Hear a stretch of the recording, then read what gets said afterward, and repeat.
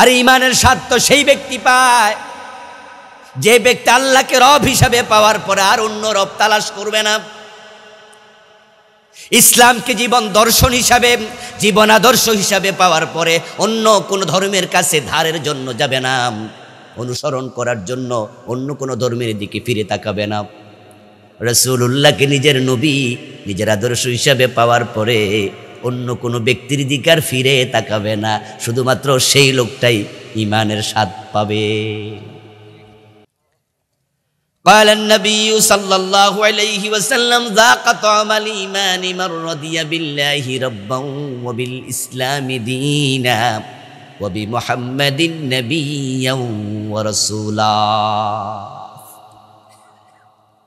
তো যেই লোকটা মসজিদে গিয়ে রাসূলকে আদর্শ মানলো, উনার সুন্নাহ ফলো করলো, কিন্তু বিয়ের সময় ভুলা গেল রাসূলের বিয়ের সুন্নাহ কি।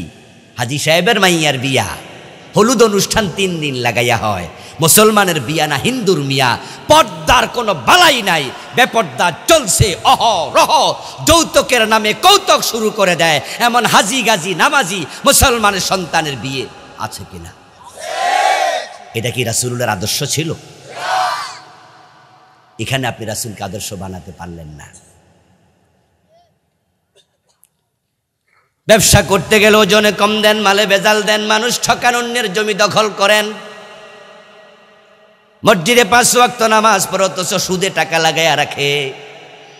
অফিসে পাইল আটকাইয়া ঘুষ খায়, ঘুষ না দিলে পাইলে সিগনেচার করে না।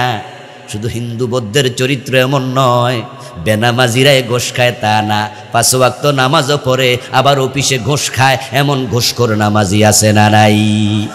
অথচ বেড়া নামাজে গেলে বুকে হাত বাঁধবে না, নাবিন নিচে তা নিয়ে কিলাকিলি শুরু করে, বলে রাসূল বানছে যেখানে আমি বানবো সেখানে। মুস্কি হাসি দিয়ে আমরাও বলি ভালো ভালো সুন্নাহ মানো। এই সুন্নাহওয়ালা লোকটা অফিসে যাইয়া ঘুষ খাওয়ার সময় রাসূলের সুন্নাহর কথা আর মনে নাই। কুল ইন কুনতুম তুহিব্বুনাল্লাহ, ও নবী আপনি বলুন, তোমরা যদি আল্লাহকে ভালোবাসতে চাও, আল্লাহকে ভালোবাসা আপনার এখতিয়ার নয়। আল্লাহকে আপনি ভালোবাসবেন, এটা আপনাকে আল্লাহ তাআলা এখতিয়ারে দেন নাই। আপনার মন চাইলে ভালোবাসবেন আল্লাহকে, মনে না চাইলে ভালোবাসবেন না। আয়াতের দিকে তাকালে মনে হয় তাই। যদি তোমরা আল্লাহকে ভালোবাসতে চাও, এর মানে যদি আমি না চাই এটা আমার ব্যাপার, আসলে তা নয়। অন্য আয়াতে আল্লাহ তাআলা বলেছেন আল্লাযীনা আমানু আশাদ্দু হুব্বান লিল্লাহ, যারা মুমিন হয় তারা আল্লাহকে ভালোবাসে সবচেয়ে বেশি। এর মানে হলো তুমি মুমিন হতে যদি চাও, আল্লাহকে তোমাকে ভালোবাসতেই হবে, এবং আল্লাহর ভালোবাসা হবে দুনিয়ার সবচেয়ে বেশি, তোমার জীবনের চেয়েও বেশি। আল্লাহর ভালোবাসায়, আল্লাহর অর্ডার মানতে গিয়া যদি তোমার জীবনটাও আল্লাহর পথে দিতে হয়, যুদ্ধের মাঠে হাসতে হাসতে জীবন দিয়া দিছে আল্লাহর নবীর এমন সাহাবীও আছে না নাই? মুতার যুদ্ধে যাওয়ার আগে রাসূলুল্লাহ সাল্লাল্লাহু আলাইহি ওয়াসাল্লাম 3 জন সেনাপতির নাম ঘোষণা করেছিলেন। অথচ আল্লাহর নবীর জীবনে যুদ্ধ হয়েছে অনেক। মাদানী জীবনে যুদ্ধের সংখ্যা 110, কেউ বলেছে 104টি, 100-র উপরেই ঐতিহাসিকদের বক্তব্য বেশি। তার মাঝে 27টিতে রাসূলুল্লাহ নিজে ছিলেন সেনাপতি। আল্লাহর হাবিব 100-র উপরে যুদ্ধের নেতৃত্ব দিলেন, কোথাও ডিরেক্ট কোথাও ইনডিরেক্ট, কিন্তু কোনো যুদ্ধে তিনি একাধিক সেনাপতি নিয়োগ করেন নাই। তবে মুতার যুদ্ধে সাহাবী পাঠানোর আগে রাসূল 3 জন সেনাপতির নাম বললেন। আজকের যুদ্ধে সেনাপতি হবে যায়েদ। যদি যায়েদ মারা যায়, শহীদ হয়, তাহলে সেনাপতি হবে জাফর। যদি জাফর শহীদ হয়ে যায়, সেনাপতি হবে আব্দুল্লাহ ইবনে রাওয়াহা রাদিয়াল্লাহু তাআলা আনহু। এবার রাসূলুল্লাহ বলেন, শোনো, আব্দুল্লাহ ইবনে রাওয়াহা যদি শহীদ হয়ে যায়, তোমরা নিজেরা পরামর্শ করে একজনকে সেনাপতি বানায়া নিও। নাম বললেন কয়জনের? আবার এই 3 জনের পরে আরেকজনের নাম দিলেন ইঙ্গিতে, তোমরা বানাইও। তাহলে সেনাপতি কয়জন হলো? 4 জন। যুদ্ধে সেনাপতির প্রয়োজন কতজন? সাহাবারা সবাই বুঝে নিলেন এই সিস্টেম তো রাসূল আর বলেনি, নিশ্চয়ই বোঝা যায় এই 3 জনের একজনও দেশে আর ফিরে আসবে না, ঘরে ফিরবে না। কারণ সাহাবারা জানতেন যে প্রিয় নবী বানায়া কোনো কথা বলে না, সব আল্লাহর পক্ষ থেকে পাঠানো ওহী। আজকে যে তালিকা দিচ্ছে এটাও রাসূল নিজে নিজে বানাইছে নাকি? এটাও ওহী, এটাও ওহী। যে 3 জন সাহাবীর নাম রাসূল সেনাপতি হিসাবে ঘোষণা করলেন, 3 জন নিশ্চিত হলেন যে আমরা ফিরব না। তাই বলে কি তারা কেউ রাসূলের কাছে ওই যুদ্ধ থেকে ছুটি চাইছে? হুজুর আমার আজকে মাথাটা একটু বেশি ব্যথা, আমার একটু ছুটি দেন। আচ্ছা মাথার ব্যথা কি দেখা যায় নাকি? কোনো সাহাবী হাঁটুতে ব্যথা, কোনো সাহাবী মাথা ব্যথায় বলে ছুটি চায় নাই। এই ছুটি না চাওয়াই প্রমাণ করে আমার নবীর সাহাবারা জেনে শুনে আল্লাহর পথে জীবন দিতে রাজি হয়ে যেত, কারণ তার আল্লাহকে ভালোবাসতেন তাদের জীবনের চেয়েও বেশি, রাসূলকে ভালোবাসতেন জীবনের চেয়ে বেশি। আন-নাবিয়্যু আওলা বিল মুমিনিনা মিন আনফুসিহিম। আল্লাহ কোরআন মাজিদে বলছেন যারা মুমিন, আল্লাযীনা আমানু আশাদ্দু হুব্বান লিল্লাহ, তারা মুমিন যারা আল্লাহকে খুব বেশি ভালোবাসবে, এটাই মুমিনের চরিত্র। যারা মুমিন হবে, মুমিনের কাছে তার রাসূলের ভালোবাসা তার নিজের জানের চেয়েও বেশি হবে। এজন্যই তো উহুদের যুদ্ধের দিন যখন রাসূলুল্লাহ একা হয়ে গেলেন, হযরত তালহা রাদিয়াল্লাহু তাআলা আনহু প্রিয় নবীর সামনে গিয়ে বলেন, ইয়া রাসূলুল্লাহ, মুজাহিদরা দিক বিদিক দৌড়াচ্ছে, আপনি দৌড়াবেন না, আপনি দয়া করে দাঁড়ায়া থাকেন, যেদিক থেকে তীর আসুক বর্ষা আসুক টেনশনের কিছু নাই, আমি তালহা আপনার জন্য ঢাল হয়ে গেলাম। ও প্রিয় ভাইয়েরা, রাসূলের সাহাবারা রাসূলকে ভালোবাসতেন জীবনের চেয়ে বেশি, আল্লাহকে ভালোবাসতেন মুমিনেরা জীবনের চেয়ে বেশি। এখন আপনি যদি মুমিন হন, এটা মুমিনের চরিত্র, এই চরিত্রের প্রমাণ আপনাকে আমাকেও দিতে হবে, আল্লাহকে সবচেয়ে বেশি ভালোবাসতে হবে। কুল ইন কুনতুম তুহিব্বুনাল্লাহ, মুমিন হই আল্লাহকে সবচেয়ে ভালোবাসো, এই প্রমাণ যদি তুমি দিতে চাও, ফাত্তাবিউনি, ও নবী আপনি বলুন আমি নবীকে অনুসরণ করো। ইউহিব্বুকুমুল্লাহ। এবার আল্লাহ ঘোষণা দেন, যারা নবীকে অনুসরণ করতে শুরু করবে স্বয়ং আল্লাহ নিজে তাকে ভালোবাসবে। মাল্লাহুল মাওলা ফালাহুল কুল। এটা হাদিস না, এটা মাকুলা, কোন আল্লাহর প্রিয় বান্দার তাজরিবার ফসল, কোরআন হাদিসের গবেষণার জিস্ট। মাল্লাহুল মাওলা ফালাহুল কুল।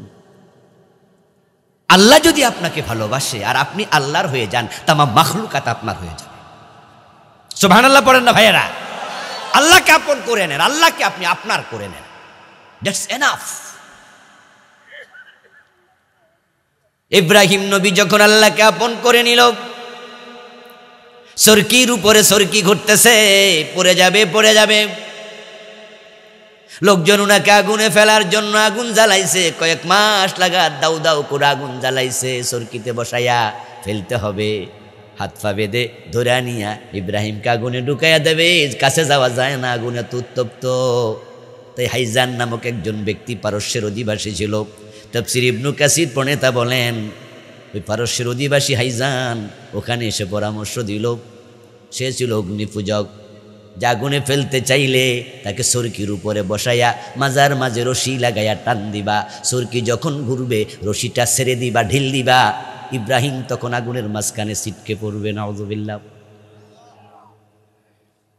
কোন কোন মুফাসসির বলেছেন ইবলিস সেদিন হাইজানের সুরত ধরে এসে পরামর্শ দিয়ে গিয়েছিল, আমার প্রিয় ভাই ইব্রাহিম নবী চরকির উপরে চরকি ঘুরছে, নিচের দিকে তাকাইয়া দেখেন যারা রশি টানতেছে তাদের মাঝে বাবা আজরও আছে।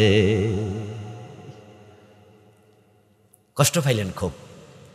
আরে পাবলিক আমার আগুনে ফেলার জন্য এভাবে তাদের কাজ করতেছে, আর সেখানে আমার বাবাও এই কাম করতেছে। আপনজন যদি কষ্ট দেয় মনে ব্যথা লাগে একটু বেশি, এটা স্বাভাবিক।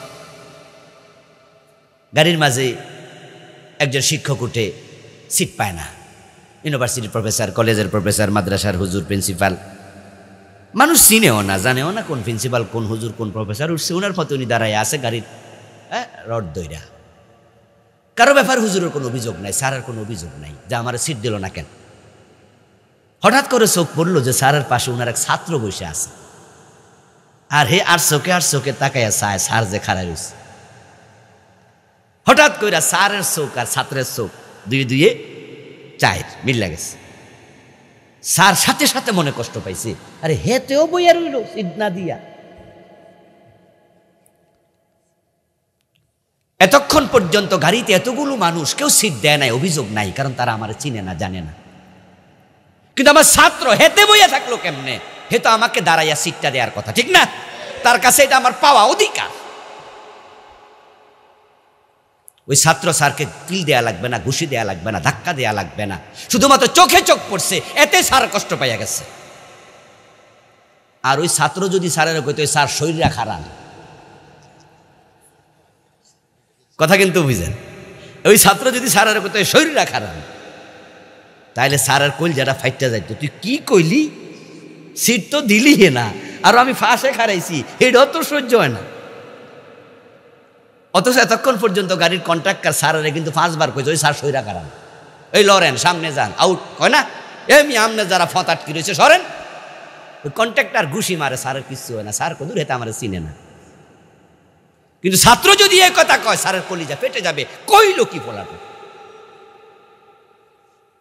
নমরুদের লোকেরা রশি টানুক টানুক, আমি ইব্রাহিম, আমাকে বোঝে না, চিনে না, জানে না, কিন্তু আমার বাবা হইয়া কেমনে রশি টানে, যে আমার জন্ম দিল। ইব্রাহিম আলাইহিস সালাম তখন সুরকির উপরে বসে আল্লাহকে বলতেছে, ইয়া রব্বি ইন্নাকা ফিস সামাই ওয়াহিদ ওয়া আনা ফিল আরদি ওয়াহিদুন আ'বুদুক। ও আমার রব, আকাশ তুমি একা চালাও, মালাকুত জাবারুত সব তুমি একাই চালাও, আকাশে তুমি একা, আর জমিনের দিকে তাকায়া দেখো ইব্রাহিম তোমার গোলাম বড়ই একা। তিনি আল্লাহকে বললেন যে আল্লাহ, আমার বাবাটাও আমার দলে, আমার বাবাও এই দলে গেছে, হেও রশি টানতাস। এর মাঝে চরকিতে টান পড়ে গেল, ইব্রাহিম আলাইহিস সালাম পড়ে যাবেন, তখন তিনি আল্লাহকে শুনাইয়া দিলেন, ও আল্লাহ, আমার দলে কেউ নাই, তাই বলে আমি ভয় পাই না। কেন ভয় পাবো? তুমি তো আছো। হাসবি আল্লাহু নি'মাল ওয়াকিল নি'মাল মাওলা ওয়া নি'মান নাসির। আমার বন্ধু হিসাবে, অভিভাবক হিসাবে, কর্ম সম্পাদনকারী হিসাবে আল্লাহ, হাসবি আল্লাহ, তুমি আমার জন্য যথেষ্ট। সুবহানাল্লাহ পড়েন।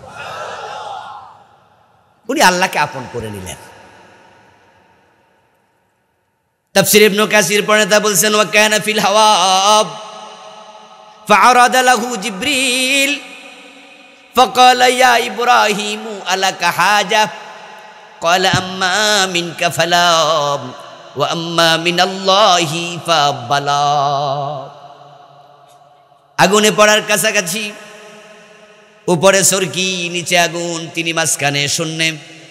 জিবরিল আমিনকে আল্লাহ পাঠাইয়া দিলেন, যাও জিবরিল, আমার ইব্রাহিম যদি কোনো সাহায্য চায় সাহায্য করো। জিবরিল এসে বললেন, ইব্রাহিম, আমি জিবরিল এসে গেছি, কোনো সাহায্য লাগলে আপনি বলেন কি করতে হবে। জিবরিলের 600 ফাঁকা আছে, ইব্রাহিম জানে।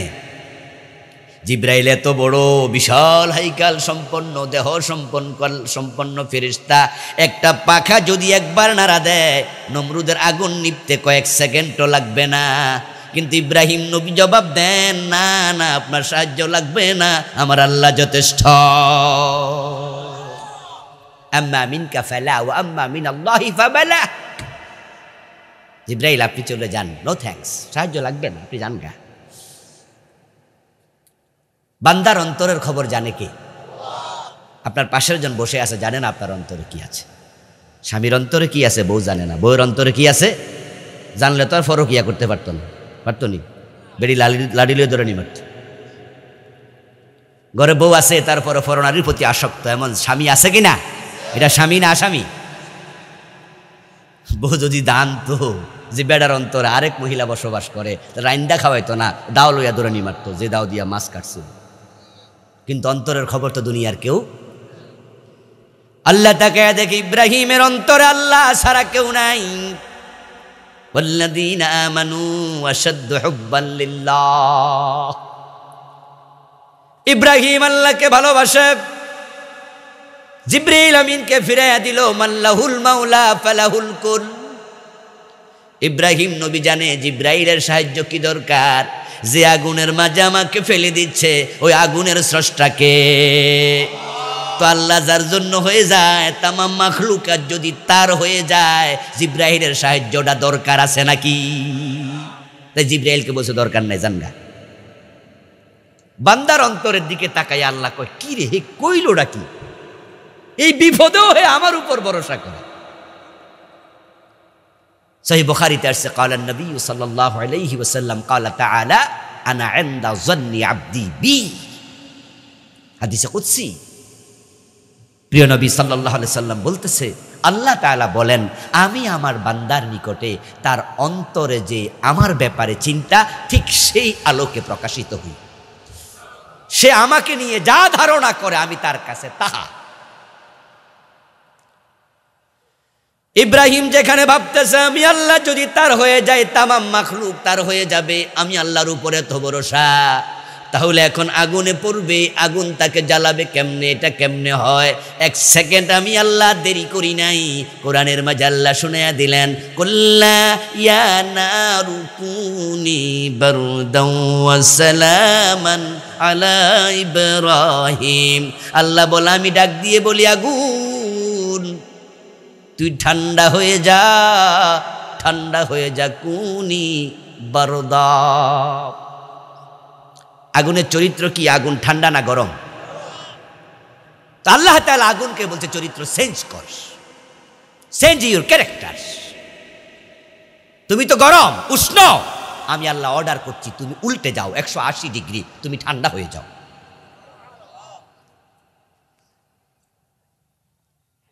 আচ্ছা, ইব্রাহিম আলাইহিস সালামকে যখন তারা সরকিতে তুলছে, সরকি থেকে ফেলছে, তখন কুনার গায়ে কুরিয়ার কম্বল ছিল? আমাদের মতো এরকম মোটা কাপড় ছিল যে একবার চাদর মাদর গাদ দিয়ে গেছে। তখন যদি আগুন ঠান্ডা হয়ে যায়, ঠান্ডার মাঝে কষ্ট পাইব না? এই জন্য আল্লাহ তাআলা বলে বারদাউ ওয়া সালামা। সুবহানাল্লাহ। কুনি বারদাউ ওয়া সালামান আলা ইব্রাহিম। ঠান্ডা এমন বেশি হইও না আমার ইব্রাহিম যেন কষ্ট পায়, এমন ঠান্ডা হওয়া দরকার নাই, বরং এমন ঠান্ডা হও আমার ইব্রাহিম যেন ঠান্ডার মাঝে আরাম পায়।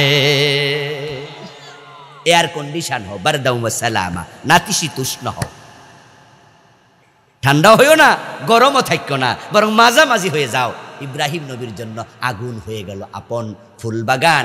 সেখানে 40 দিন ছিলেন, কিচ্ছু হয়নি। কানাতিন নার লাম তাহরিক মিনহু ইল্লা ওয়াসাকা। ওই আগুনে ফেলার সময় ইব্রাহিম আলাইহিস সালামের হাত পায়ে রশি দিয়ে বেঁধে ফেলা হয়েছিল। এখন যদি তিনি এভাবে হাত বাঁধা পা বাঁধা আগুনে পড়ে থাকে, কষ্ট হবে তো। তাই আগুন উনার হাত পায়ে রশিটাকে জ্বালায়া পোড়ায়া উনাকে মুক্ত করেছে, উনার গায়ের পশমটাও টাচ করে নাই। 40 দিন পরে তিনি বের হলেন। উনার হায়াত ছিল লম্বা, 250 বছরের মতো হায়াত পেয়েছিলেন তিনি। 175 বছর জীবিত ছিলেন। জীবনের শেষ দিকে উনার নাতিপুতি, সন্তান সন্ততি তাদের সাথে যখন জীবনের গল্প করতেন, কারগুজারি শোনাতেন, ইব্রাহিম আলাইহিস সালাম তখন বলতেন, আমার লম্বা হায়াতে আমি যত আরাম আয়েশ ভোগ করেছি, সবচেয়ে বেশি আরামে ছিলাম নমরুদের আগুনের ভিতরে। মাল্লাহুল মাওলা কুল ইন কুনতুম তুহিব্বুনাল্লাহ ফাত্তাবিউনি ইউহিব্বুকুমুল্লাহ। আল্লাহকে ভালোবেসে, রাসূলুল্লাহকে ভালোবেসে যদি রাসূলের অনুসরণ করে সামনে আগাও, আর আল্লাহ তোমাকে ভালোবাসতে পারে, আল্লাহর ভালোবাসা পেয়ে যাও, টেনশনের কিছু নাই, আল্লাহ তোমার হবে, জান্নাতও তোমার হবে। ওয়াগফির লাকুম যুনুবাকুম, আল্লাহ যাকে ভালোবাসে আল্লাহ নিজে বলেন আমি তার গুনাহগুলো ক্ষমা করে দেই। এখন আল্লাহর এই ভালোবাসা পেতে হলে, জান্নাত পেতে হলে ফাত্তাবিউনি, একটা কাজ করো, আমি নবীকে অনুসরণ করো। নবীকে যারা অনুসরণ করতে রাজি হবে না তাদের নাম উম্মতের তালিকায় ঢুকবেই না। এজন্য উম্মত দাবি করলে জান্নাত পাওয়া যাবে না। قال النبي صلى الله عليه وسلم تفترق أمتي على 73 ملة كلهم في النار إلا واحدا। প্রিয় নবী বলেছেন আমার এই উম্মতগুলো 73 দলে ভাগ হয়ে যাবে, তার মাঝে উম্মতগুলো 72 দল, 72 ভাগ দোজখে যাবে। যারা কাদিয়ানি তারাও কিন্তু রাসূলকে রাসূল মানে উনার উম্মত দাবি করে, ফাঁকে দিয়ে আবার গোলাম আহমদ কাদিয়ানরাও নবী মনে করে।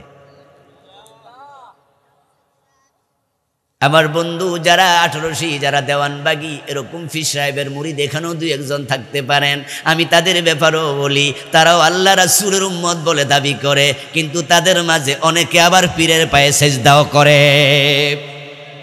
আমার চোখ সাক্ষী, আমি নিজে দেখেছি পীরকে সেজদা করতে। আপনিও রাসূলকে মানেন না, এটা কোনোদিন আপনি বলেননি, আপনিও বলছেন রাসূল মানি, ও বেটারাও রাসূল মানি, কে মানে না? যে বেটা পীরের পায়ে সেজদা নেয়, যে পীর ওই পীরের মুখও দাঁড়িয়ে আছে, ওই পীরের মাথায়ও টুপি আছে। রাসূলকে সবাই আমরা মানি, মনে মনে ভাবি জান্নাতি, হ্যাঁ মানলে জান্নাতি, তবে এক জায়গায় ঝামেলা করতেছে, রাসূল মানে ততক্ষণ সুবিধা আছে যতক্ষণ। প্রিয় নবী জবাব দেন মান আতানি দাখালাল জান্নাত ওয়া মান আসানি ফাকাদ আবাব। যে ব্যক্তি আমি নবীকে অনুসরণ করবে সেই হবে জান্নাতি, আর যে আমাকে অনুসরণ করতে রাজি হবে না, ওই অস্বীকারী, সে হবে জাহান্নামী, উম্মতের তালিকায় নাম ঢুকবে না। উম্মত বললে জান্নাতে যাওয়া যায় না, জান্নাতে যেতে হলে নবীকে অনুসরণ করতেই হবে। মান আহাব্বা সুন্নতি ফাকাদ আহাব্বানি ওয়া মান আহাব্বানি কানা মাই ফিল জান্নাহ। সবার পরিচিত হাদিস। রাসূলের সুন্নাহ যারা মানবে, রাসূল বলে তারা আমার সাথে জান্নাতে যাবে। সুবহানাল্লাহ পড়ে।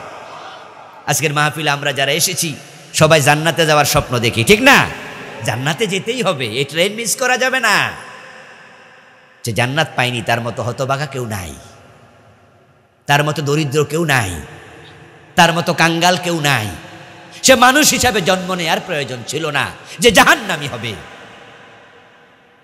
হাসরের ময়দানে জাহান্নামী কাফেররা আফসোস করে বলবে ইয়া লাইতানি কুনতু তুরাবা, যদি আজকে মাটি হয়ে যেতাম।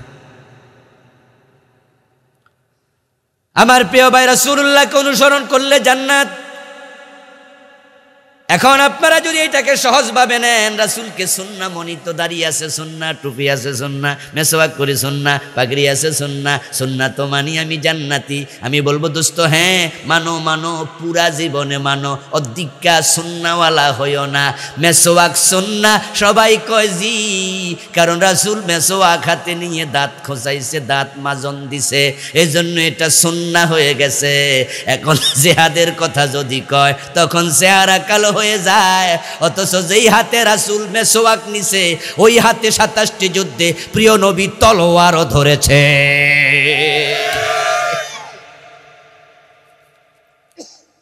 তো যেই হাতে মেসওয়াক ধরছে, মেসওয়াক ধরা সুন্নাতে, তলোয়ার ধরছে অন্যায়ের বিরুদ্ধে, ওই জেহাদ কি সুন্নাহ না? তো মেসওয়াকের ওয়াজটা অনেক করলেন, জেহাদের ওয়াজটা কবে করবেন? আরে মেসওয়াক সুন্নাহ, কিন্তু মেসওয়াকের কথা কোরআনে কোথাও নাই, মেসওয়াক শব্দটাও নাই, সিওয়াক শব্দটাও নাই, হাদিসে আছে সুন্নাহ এটা। কিন্তু এবার বলুন তো, জেহাদের কথা কোরআনে আসেনি? 1-2 বার না বহুবার? ডিরেক্ট ইনডিরেক্ট জেহাদের আয়াতের সংখ্যা 500। শরীয়তের কোনো বিধানের কথা কোরআনে এতবার আলোচিত হয় নাই, সোজা কথা। আল্লামা ইকবালের জন্য আফসোস করে বলেছেন, सार की सिर पर बिल्ली खिल रही कैसा है मुसलमान को बदनसीब शहादत की तमन्ना भूल गई और तस्बीह की दानों में जन्नत ढूंढ रही। আল্লামা ইকবাল রাহিমাহুল্লাহ বলেছেন, তোমরা তো সিংহের জাত ছিলে, তোমরা যেখানে তাকবীর ধ্বনি দিতা কাফেরদের কলিজায় কম্পন সৃষ্টি হয়ে যেত। তোমরা তো শাহাদাতের তামান্না নিয়া তলোয়ারের ছায়ার নিচে জান্নাত খুঁজে বেড়াতে, এখন তলোয়ার ছেড়ে দিয়েছ, জিহাদের কথা ভুলে গিয়া তাসবির দানা নিয়া মসজিদের কোনায় ঢুকে গেছ। তাই তখন থেকে সিংহের মাথার মাঝে বিড়ালগুলো লাফালাফি শুরু করে দিয়েছে। রাসূলের সুন্নাহ শুধুমাত্র মসজিদে নয়, রাসূলের সুন্নাহ whole life. Islam is a complete ultra modern code of life. Islam is the life prescription for human being. বিশ্ব মানবতার জন্য এটা হচ্ছে লাইফ প্রেসক্রিপশন, জীবন বিধান। আপনি থাকবেন যেখানে, রাসূলের সুন্নাহ থাকবে সেখানে। মসজিদে ঢুকে ইমাম যদি ভুল করে লোকমা দিতে আর বলে না, ওরে বাবা রে বাবা, রিক্সাওয়ালা লোকমা দেয়, ঠেলাওয়ালাও দেয়, দিন মজুর দেয়, শিক্ষিত মূর্খ সবাই দেয়। হুজুর ভুল করছে, হুজুরে সারমু কেন? আর রাষ্ট্র 52 বছর যারা উল্টা পাল্টা চালাচ্ছে ওখানে লোকমা দেয়ার লোক পাওয়া যায় না। শুধু মসজিদের ইমামের ভুল ধরো, রাষ্ট্রের ইমামের খবর নাই। জেসকা তেসকা মিলে প্রশাসক যেমন হয়, আপনার প্রজা যেমন হয়, রাজাও ঠিক তেমনই হয়। কপাল পরা মুসলমান, ওদের পালে হাওয়া লাগাও, জালেমদের পালে হাওয়া লাগাও। লূত আলাইহিস সালামের বউটাকে আল্লাহ তাআলা জমিন যাদেরকে উল্টাইছে তাদের সাথে উল্টাইয়া দিছে, কারণ সে ওদের পক্ষে সাপোর্ট করেছে। কোরআন সারা 52 বছর বাংলাদেশ চলে, আমরা নাকি 92% মুসলমান। সাপোর্ট করো কেন ওদেরকে? আমার ভাইরা রাগ করবেন না, এই কথাগুলো ব্যথার কারণে বলছি। কবি নজরুল চমৎকার করে বলেছে, বন্ধু গো সহিতে পারি না বড় বিষ জ্বালাই বুকে, দেখিয়া শুনিয়া খেপিয়া গিয়াছি তাই যাহা সে কই মুখে, রক্ত তো ঝরাতে পারি না একা তাই লিখে যাই এই রক্ত লেখা। আমরা মুসলমানরা যদি কোরআনের দিকে ফিরে আসতাম, ঠেকানোর ক্ষমতা কোনো জালেমে থাকতো? সবাই মিলে ফিরে আসা, কোরআন কোনো দলের না, কোনো ব্যক্তির না। আমার রাসূল হিজরতের পথে বলেছিলেন, ওয়াজআলনি মিন লাদুনকা সুলতানান নাসীরা, হে আল্লাহ তুমি আমাকে দিন বিজয়ের জন্য পাঠাইছো, লিউযহিরাহু আলা দ্বীনি কুল্লিহি, আমার জীবনের লক্ষ্য তুমি বানাইছো আমি এই কোরআনটাকে সমাজে বিজয় করব। বিজয় কেমনে করব? মক্কায় তো পারি নাই, কারণ মক্কার সংসদ ভবন দারুন নাদওয়াতে আমাকে ঢুকতে দেয়নি কোরআন নিয়ে আবু জেহেলের গোষ্ঠী। হিজরত করে মদিনায় যাচ্ছি, আল্লাহ ওখানে গিয়ে যদি দেখি ওখানকার আইন বিধান প্রণয়নের ঘরের মাঝে আরেক আবু জেহেল বসে আছে, লাভটা হবে কি? ওয়াজআলনি মিন লাদুনকা সুলতানান নাসীরা। হিজরতের পথে আমি আল্লাহ দোয়া করছি, তোমার শিখানো দোয়া, আল্লাহ তুমি আমাকে রাষ্ট্র ক্ষমতা দিয়ে সাহায্য করো। দোয়া কবুল, দোয়া কবুল, দোয়া কবুল। ইসলামী রাষ্ট্রের জন্য, আল্লাহর কোরআনের রাষ্ট্র কায়েমের জন্য আপনি কয়দিন দোয়া করছেন? এটা কি রাসূলের সুন্নাহ নয় এই দোয়াটা করা? দোয়া করলে হবে, কাজ করতে হবে না? তো কাজ কয়দিন করছেন নিজেকে প্রশ্ন করুন। জান্নাত যেহেতু রাসূলের সুন্নাহর সাথে জীবন মিলাতে হবে। জিকিরের ওয়াজ আপনি করবেন, আবার আপনাকে জিহাদের ওয়াজ করতে হবে, সালাতের ওয়াজ আপনাকে করতে হবে, আবার একামতে দিনের ওয়াজ আপনাকে করতে হবে। রাসূলের ইসলামে সব আছে, তবে আবার জিহাদের ভুল ব্যাখ্যা করা যাবে না। কিছু অতিবা আবেগী লোক আছে যেখানে সেখানে বোমা মাইরা কয় জিহাদ করছি, 500 জায়গায় একসাথে বোম ফুটাইছে। শায়েখ আব্দুর রহমান সাহেব কয় আমরা জিহাদ করতেছি, আমরা বলেছি না, নিরীহ মানুষকে হত্যা করার নাম জিহাদ হতে পারে না। বাংলা ভাইয়ের মতো মানুষ মেরে গাছে ঝুলানোর নাম জিহাদ নয়। সিনেমা হলে বোমা মেরে নিরীহ দর্শক মারার নাম জিহাদ নয়। আদালতে বম্বিং করে বিচারক হত্যা করার নাম জিহাদ না। ইসলামের জিহাদ হচ্ছে অন্যায় করব না, অন্যায় সহ্য করা হবে না, অন্যায় যেখানে প্রতিবাদ প্রতিরোধ হবে সেখানে মুখ দিয়ে শুরু হবে, কলম দিয়ে লেখা হবে, প্রয়োজনে তলোয়ারটাও হাতে নিতে হবে।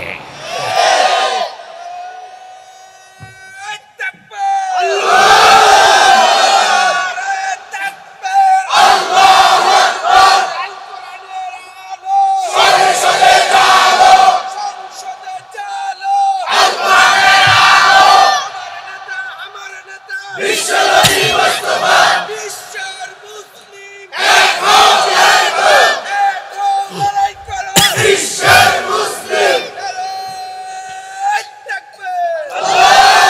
আমার প্রিয় ভাই, বলছিলাম মসজিদে ঢুকে লোকমা দিলেন হুজুরকে। এই কথা শুনে আবার লোকমা বন্ধ করে দিয়েন না কিন্তু, কারণ লোকমা যদি বন্ধ করে দেন, এমন কিছু লোকমা আছে যেগুলো বন্ধ করলে হুজুরের নামাজও শেষ, আপনার নামাজও শেষ। যেমন হুজুর মাগরিবের 2 রাকাত পরে সালাম ফিরালিস, মাগরিবের ফরজ কয় রাকাত। এখন যদি আপনি লোকমা না দিয়া বলেন যে গতকালকে আজাদ হুজুর কই গেছে যে হুজুর রে শুধু সোজা ভাইয়া লোকমা দাও, যা লোকমাই দিতাম না, তো 2 রাকাত পরে মাগরিবের সালাম ফিরাইছে, হুজুরের নামাজ হবে? তা আপনার নামাজ হবে? এই জন্য লোকমা দিতে হবে। কিছু কিছু লোকমা ফরজ, কিছু লোকমা আছে ওয়াজিব, দিতে হবে। কিন্তু আমার প্রশ্ন হচ্ছে, হুজুর কি সোজা পাইলেন? জোহরের নামাজ পড়ার জন্য জজ সাহেব জজকোট মসজিদে যায়, 5 ওয়াক্ত নামাজি ম্যাজিস্ট্রেট আছে, তারাও ম্যাজিস্ট্রেট সাহেবরাও গেল জজকোট মসজিদে নামাজ পড়তে। হুজুর জোহরের নামাজের 2 রাকাত পইরা খাড়াইয়া গেছে, খাড়াই যেতেছে, অথচ আত্তাহিয়াতু পড়ার জন্য বসা তো ওয়াজিব। হুজুর ভুইলা গেছে, 2 রাকাতের পরে আল্লাহু আকবার কইয়া খাড়াইতেছে।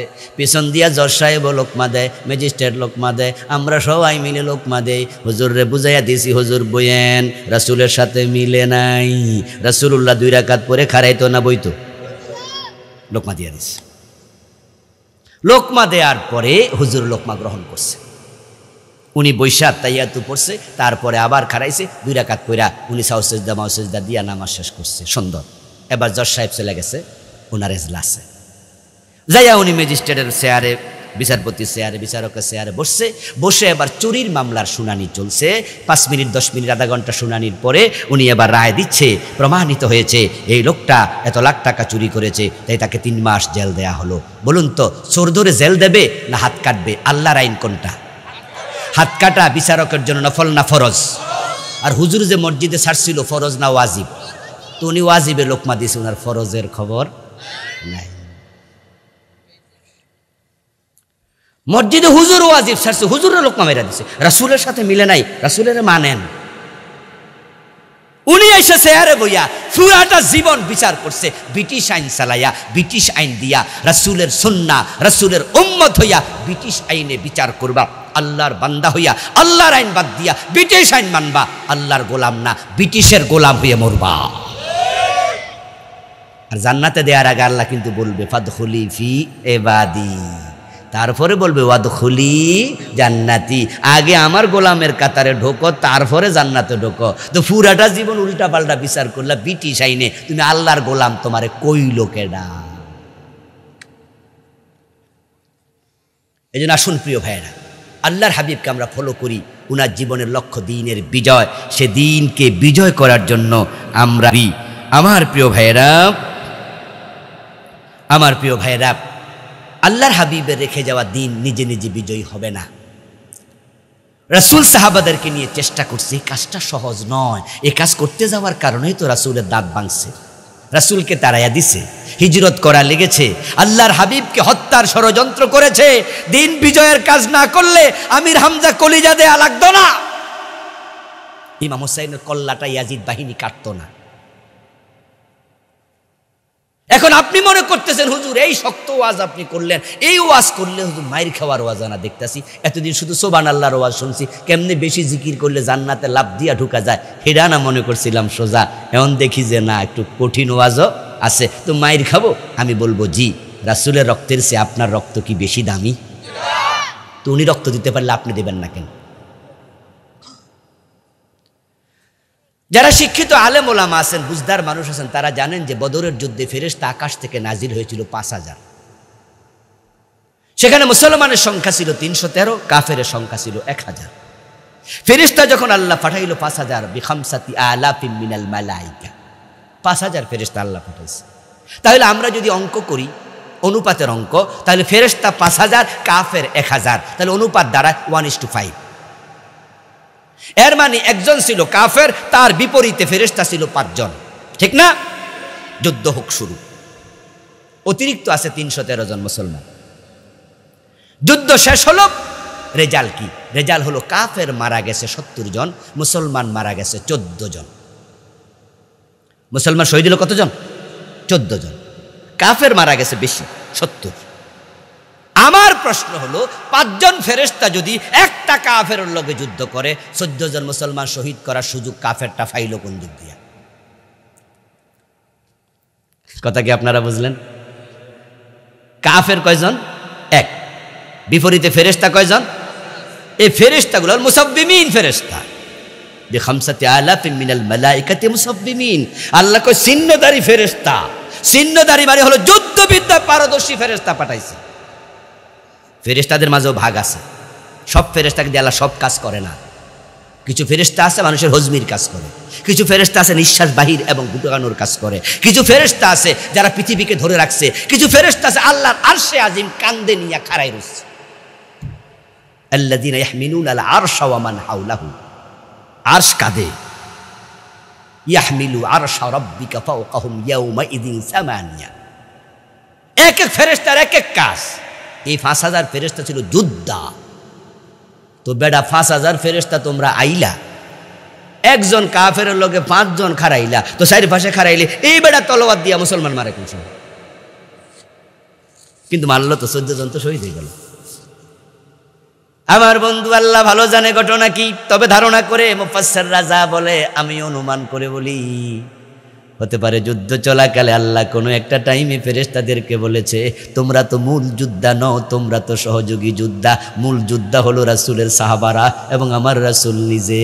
তোমরা 2 মিনিট 5 মিনিটের জন্য একটু থামো দেখি, তারা নিজেরা কতটুকু আগাইতে পারে। ওই ফাঁকে হতে পারে 14 জন মুসলমান শহীদ হয়ে গেছে। আর কেন শহীদ হলো তার কারণ যেটা আমি বুঝি, সেটা হলো জমিনে মুজাহিদের রক্ত, শহীদের রক্ত না পড়লে ওই জমিনে দিন কায়েম হয় না।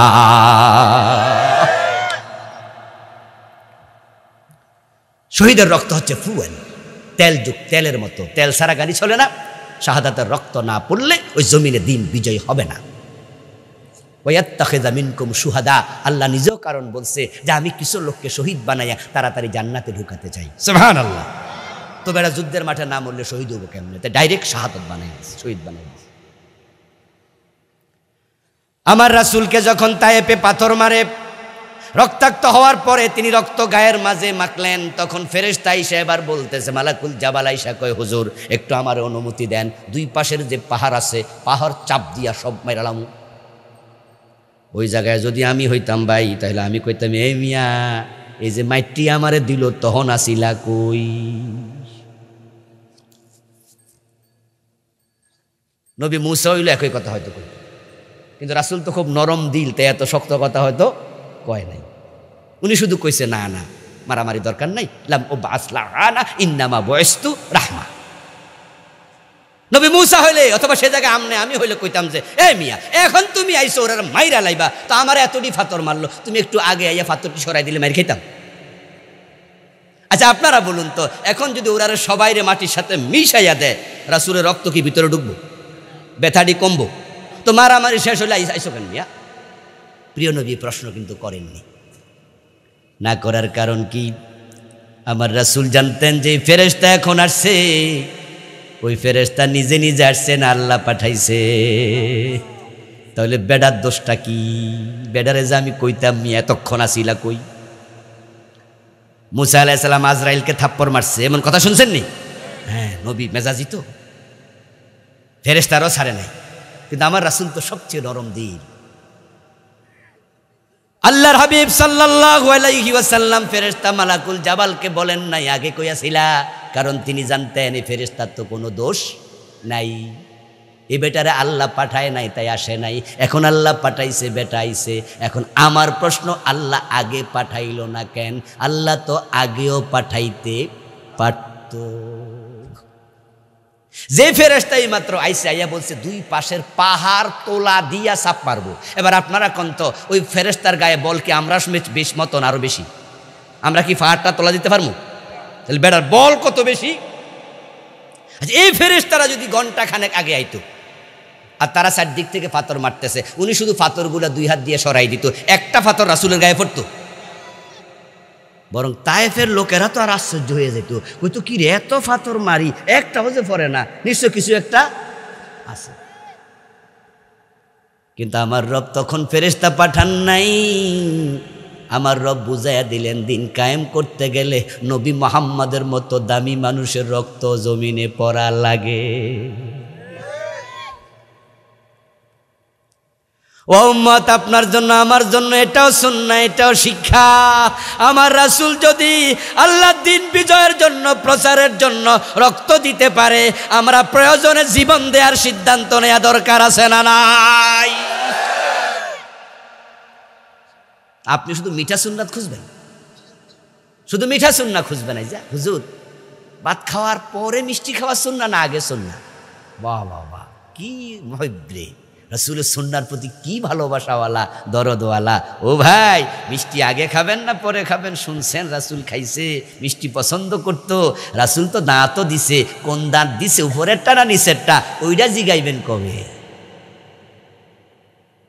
নরম কথা বলা সুন্নাহ, মিষ্টি মিষ্টি কথা বলো, ঠিক আছে বলবা, কিন্তু রাসূল কি গর্জন তর্জন করে যুদ্ধের মাঠে বাঘের সিংহের মতো হুঙ্কার দেয় নাই?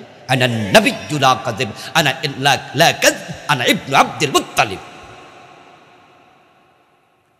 এই জন্য সুন্নাহ জীবনে সব দিকে রাখবেন, সব দিকে। এখন সুন্নাহ সব জানতে হলে রাসূলের জীবনী পড়া দরকার আছে না? এমনও মানুষ এখানে আছে রাসূলুল্লাহর জীবনীটা এখনো ফার্স্ট টু লাস্ট একটা সিরাতের বই পড়ে শেষ করেন নাই, এমন লোক এখানে অনেকেই আছে। আপনার প্রতি আমার বিনীত আরজ থাকবে, আজকে সিদ্ধান্ত নিয়ে বাড়ি যান।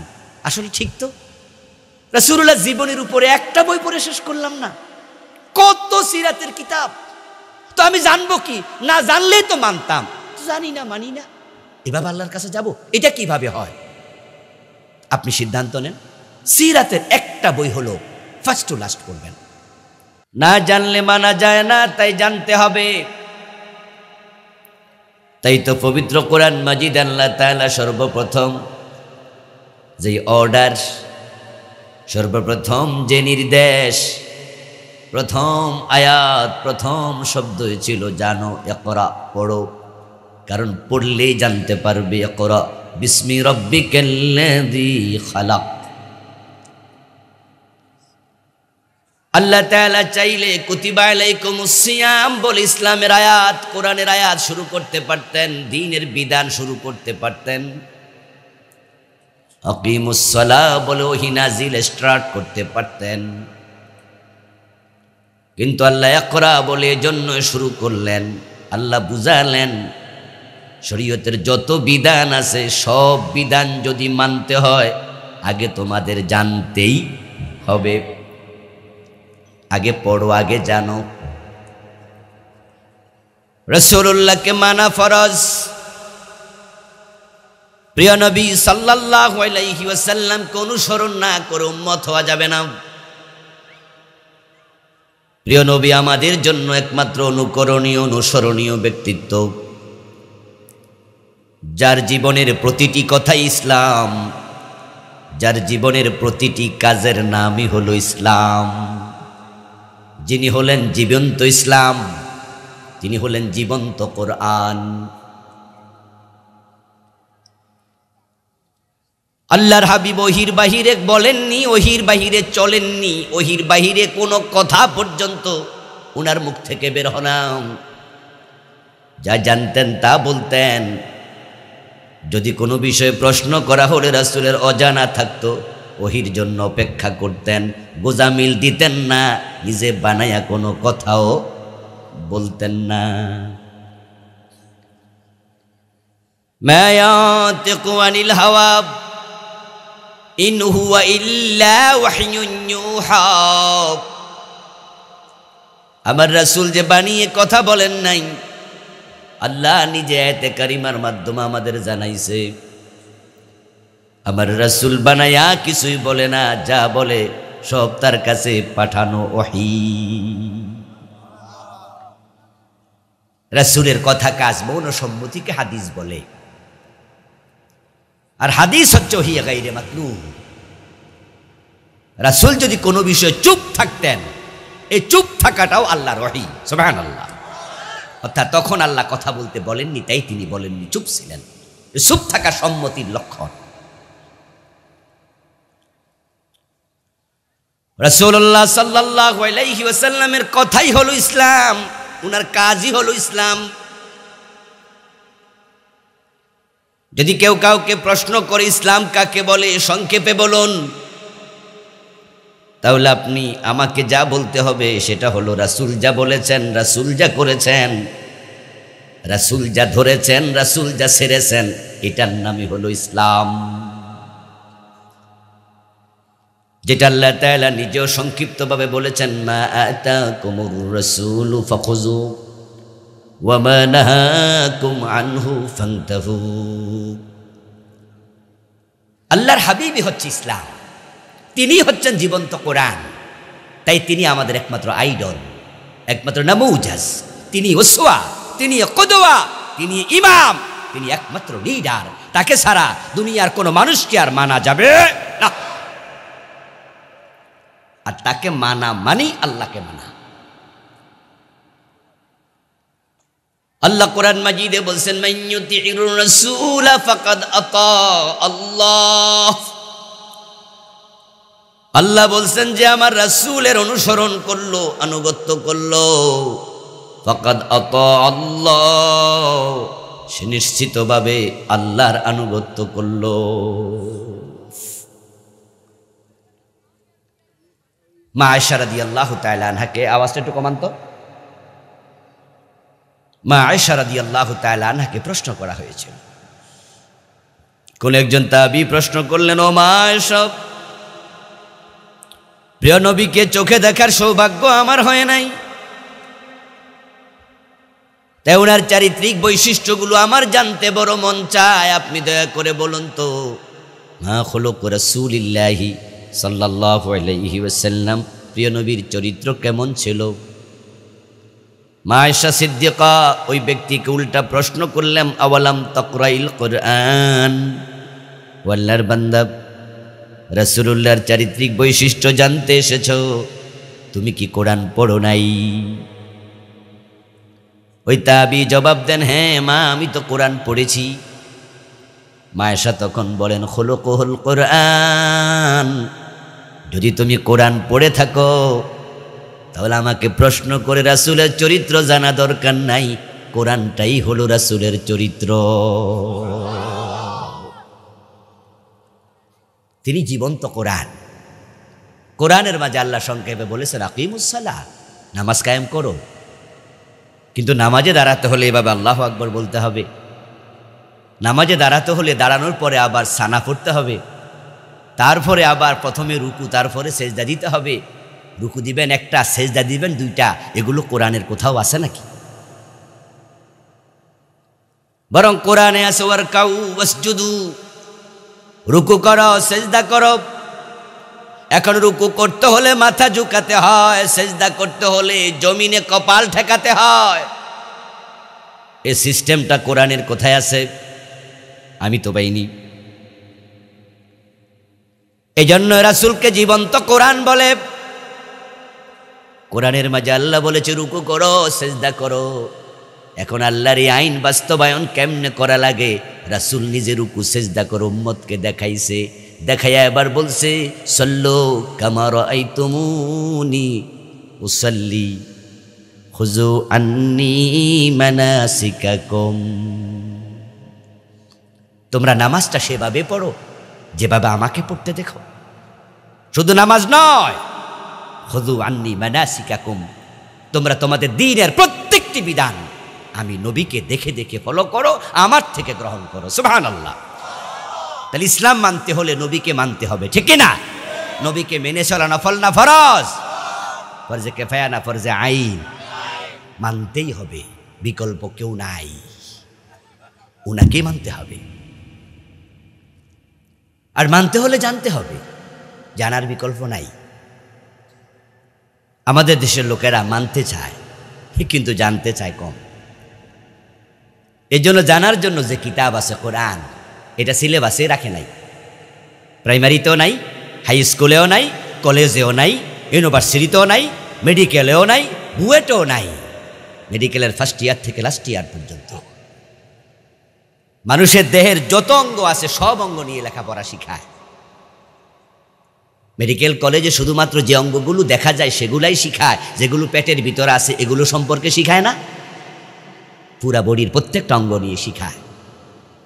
মানুষের দেহের বিদ্যা শিখালো, কিন্তু মেডিকেলের ফার্স্ট ইয়ার থেকে লাস্ট ইয়ার পর্যন্ত আল্লাহর কোরআন কত নাম্বারের আছে প্রশ্ন উত্তরে? তাদের পরীক্ষায় কি 10 নাম্বারের পরীক্ষা কোরআন দিয়ে হয়? না, কোরআনের দরকার নাই, শুধু ডাক্তার হোক। বুয়েট, সুয়েট, রুয়েট, কুয়েট বাংলাদেশের বড় বড় ভার্সিটি, যেখান থেকে ইঞ্জিনিয়ার বের হয় 100 তলা বিল্ডিং কেমনে বানায় সব জানে। কোথায় কতটুকু রড লাগবে, কতটুকু সিমেন্ট লাগবে, কতটুকু বালি লাগবে, কতটুকু ওয়েট নিতে পারবে জমিনটা, জমিনের সয়েল টেস্ট কেমনে করতে হয়, কোথায় ফাইলিং করতে হবে, বিল্ডিং টিকানোর জন্য কত এলেম দরকার, বিদ্যুৎ সেট করার জন্য কত এলেম দরকার, কত দিক শিখায় দুনিয়া, সব মেকানিজম শিখালো। কিন্তু ইঞ্জিনিয়ারিং বিশ্ববিদ্যালয়ের 1st ইয়ার থেকে লাস্ট ইয়ার পর্যন্ত আল্লাহর কোরআন রাসূলের হাদিস শিখায় কতটুকু? সিলেবাসে নাই। যেটা শিখলে রাসূলকে মানা যায় সেটা সিলেবাসে নাই। কেন নাই? কারণ মুসলমানদের হাতে কোরআনের কোনো দামই নাই এখন, এগুলো ভুরজুয়া হয়ে গেছে, এগুলো নামে মুসলমান। এই জন্য আজকে মুসলমানরা ইমান হারা মুসলিম হয়ে গেছে। অধিকাংশ নামাজির ইমান নাই, অধিকাংশ মুসলিম ইসলাম কাকে বলে বোঝে না। এই জন্য মুসলমানের সন্তানেরা মসজিদে গিয়ে আল্লাহর সেজদা দেয়, দরবারে যায় আবার ফিরের পায়েও সেজদা দেয়, কারণ তারা শিরকে বোঝে না। তারা মসজিদে গিয়ে আল্লাহকে মানতে রাজি হয়, কিন্তু সে আল্লাহকে আবার আদালতে মানতে রাজি হয় না। সেখানে ব্রিটিশ আইনে দেশ চলুক, সমাজ চলুক, আদালত চলুক, তা নিয়ে তাদের মাথায় ঘামায় না, কারণ যা পড়লে পরে জানতো সেটাই তো সিলেবাসে রাখেনি। যাই হোক, সিলেবাসে তো নাই, এখন কি করবেন? আখেরাতে আল্লাহ যদি আপনারে ধরে আর আপনি বলে দেবেন যে আল্লাহ আমি তো বেশি জানি টানি না, কারণ সিলেবাসে ছিল না, আল্লাহ বলবে তাই নাকি, তাহলে জান্নাতে ঢুকে যাও। ঠিক না? এত সোজা। আপনাকে জানতে হবে, সরকার যদি না শিখায় নিজ উদ্যোগে শিখতে হবে। তো সরকার যেহেতু আমাদের সিলেবাসে এটা দেয় নাই, কেউ কেউ মনে মনে বলেন হুজুর মাদ্রাসায় তো আছে। আরে মাদ্রাসায় পড়ে কয়জন? পার্সেন্টেজ কত? ইন্টারমিডিয়েট পরীক্ষা হবে কিছুদিন পরেই, পত্রপত্রিকায় দেখবেন বাংলাদেশে ইন্টারমিডিয়েটে স্কুল কলেজে বিভিন্ন যেই আপনার কারিগরি শিক্ষা আছে, সাধারণ শিক্ষা আছে, সব মিলাইয়া ইন্টারমিডিয়েট পরীক্ষার্থী থাকবে 10 লাখ, 12 লাখ, 15 লাখ, আর আলেম পরীক্ষার্থী থাকবে 60,000, 50,000, 70,000। তো কত পার্সেন্ট মাদ্রাসায় পড়তেছে? আর সব তো জেনারেল। এরপরে বলুন তো, দেশটা যারা চালায় সেখানে টাইটেল পাস হুজুর কয়জন আছে? মন্ত্রী কয়জন আছে? এমপি কয়জন আছে টাইটেল পাস হুজুর? পার্সেন্টেজ কত? তো যারা দেশই চালাচ্ছে, মন্ত্রণালয় চালাচ্ছে, সচিবালয় চালাচ্ছে, গণভবন চালাচ্ছে, বঙ্গভবন চালাচ্ছে, আদালত চালাচ্ছে, তাদের সিলেবাসে সবচেয়ে বেশি আল্লাহর কোরআন রাসূলের হাদিস থাকা দরকার। ঠিক কিনা? তাহলে দেশটা ঠিক ট্র্যাকে থাকতো। যার হাতে আপনি ট্রেনের ইঞ্জিন তুলে দিলেন সে ড্রাইভার যদি মাতাল হয়, যার হাতে বাসের স্টিয়ারিং তুলে দিলেন সে ড্রাইভার যদি মাতাল হয়, সে যদি না বোঝে কেমনে গাড়ি চালায়, কেমনি ট্রেন চালায়, কোথায় হুইসেল দেওয়া লাগবে, কোথায় স্লো করা লাগবে, না বুঝলে আবে তাবে চালাইয়া ট্রেন অ্যাক্সিডেন্ট করবে, মানুষ মারবে, বাসটা খাতে ফেলাইয়া দিবে। ঠিক না? তো জান্নাতমুখী যে মানুষের জীবনটাই তৈরি হয়নি তার হাতে দেশের চাবি তুলে দিলা, তো তোমাদের কিনে এসে তো জাহান্নামের দিকে চলে যাবে। এখন তা থেকে বাঁচতে হলে ওরা আসেনি, ওরা মানেনি, ওরা বুঝেনি, আল্লাহর কাছে এটা বলে ছাড় পাওয়া যাবে না। নিজ উদ্যোগ হলো কোরআন হাদিস শিখতে হবে। ঠিক নয় কি? শিখতেই হবে, জানতেই হবে, না জানলে মানা যাবে না, জানতেই হবে। আমার প্রিয় ভাই, রাসূলুল্লাহ সাল্লাল্লাহু আলাইহি ওয়াসাল্লাম যেহেতু আমাদের একমাত্র মডেল, একমাত্র আদর্শ, তাই তার জীবনের লক্ষ্য কি এটা আপনি জানবেন। জানার পরে রাসূলের জীবনের লক্ষ্যের সাথে আপনার আমার জীবনের লক্ষ্যটাও মিলাতেই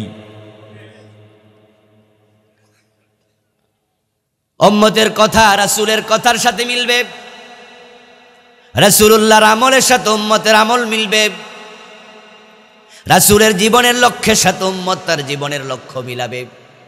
রাসূল যেহেতু আপনার মডেল, তিনি যেহেতু আপনার জন্য ফরমা, এই জন্য আপনার পুরাটা জীবন রাসূলের সাথে মিলানো লাগবে।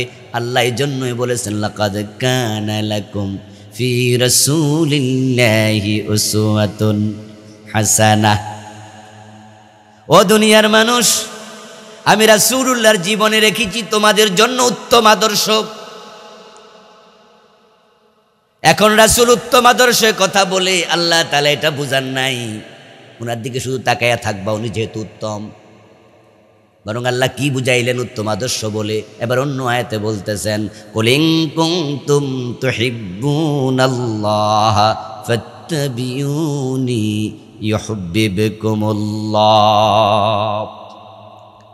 ও দুনিয়ার মানুষেরা, তোমাদের সম্মুখে আমি নবী মুহাম্মদুর রাসূলুল্লাহ সাল্লাল্লাহু আলাইহি ওয়াসাল্লামকে সর্বোত্তম আদর্শ বানায়া দাঁড় করালাম।